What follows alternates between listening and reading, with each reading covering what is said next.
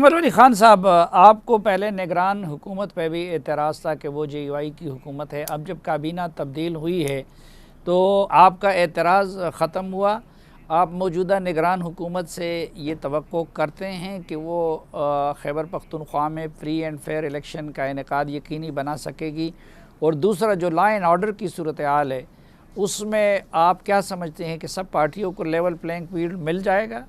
دیکھیں صافی صاحب، آبویسلی جو لا اینڈ آرڈر کی سچویشن ہے تو یہ تو ہم سب کے سامنے ہے کہ لیول پلینگ فیلڈ کا پختونخوا میں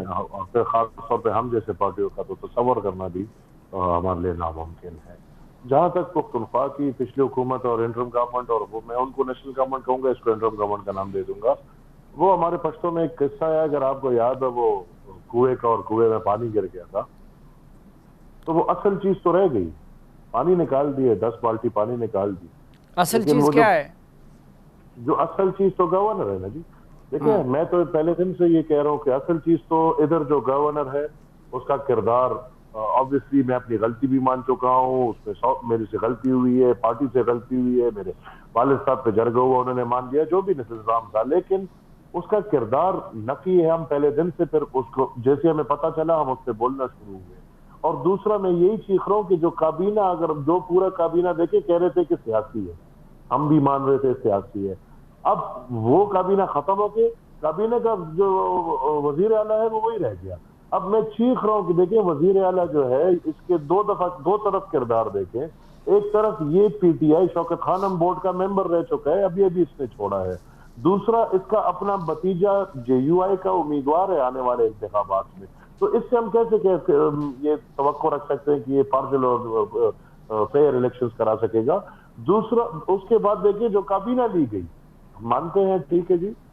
جو ہمارے لوگ تھے یا پیپلز پارٹی کے لوگ تھے یا جو اور پارٹیز کے لوگ تھے، ہم پولیٹیکل تھے، اب جو اسی کابینہ سے واپس بندے لے لیے گئے ہیں، پھر پرویز خٹک صاحب کو اس میں بندہ دے دیا گیا ہے، محمود خان صاحب تو ٹھیک ہے ہمارے والے پولیٹیکل تھے، ان کے نان پولیٹیکل ہے۔ دیکھیں، اس طرح نہیں چلتا، میں اس پہ بہت واضح بیان دے چکا ہوں۔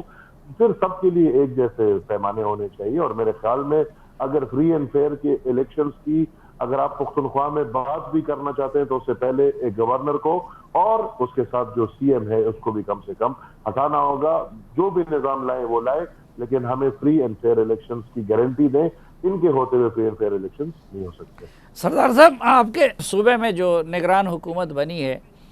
اس کے بارے میں آپ کی کیا رائے ہے، اور اس کے ہوتے ہوئے آپ بلوچستان میں فری اینڈ فیئر الیکشن کی توقع کر سکتے ہیں؟ صاحب ویسے الیکشن کی ذمہ داری جو الیکشن کمیشن کی ہوتی ہے، نگران کی ہمیشہ نگرانی رہی ہے، اور بلوچستان میں کیا آپ کو یاد ہوگا فخر جی ابراہیم صاحب جب نگران وزیر اعظم تھے، الیکشن کے اختتام پر انہوں نے یہ بیان دیا تھا، مجھے آج دن تک ان کا ہے کہ مجھے پتہ نہیں کیا ہو رہا ہے۔ تو میرے خیال میں اصل جو نگران ہیں بلوچستان میں بھی اور پورے ملک میں بھی، نگرانی انہی کی ہوتی ہے۔ یہ یہاں پر تو ابھی تک حکومت نامکمل ہے، جب مکمل ہوگی، کیونکہ ابھی تک جو اس میں کابینہ میں جو لوگ شامل کیے گئے ہیں ان کا کہیں نہ کہیں یا کسی نہ کسی طریقے سے ان کا تعلق جو ہے نا کسی پولیٹیکل پارٹی سے ہے، تو نگران میں ہمیشہ ہونا تو یہ چاہیے تھا، چاہے مرکز میں ہو یا صوبے میں ہو، ان کا کسی بھی پولیٹیکل پارٹیوں سے تعلق نہ ہو، چاہے انہوں نے وہ اس وقت اس کے ممبر رہے ہیں یا اوتھ اٹھانے کے بعد انہوں نے استعفیٰ دیا ہے، لیکن پارٹیوں میں رہتے ہوئے لوگ جو ہے نا نظریاتی ہوتے ہیں۔ ہونا تو یہ چاہیے تھا وہ نظریاتی، اگر نظریاتی ہوئیں تو استعفے سے جو ہے نا ان کی وہ وابستگی ختم نہیں ہوگی، ان کے وہ تعلقات جو ہے نا ان کی جو ایک رشتہ ہے وہ ختم نہیں ہوگا۔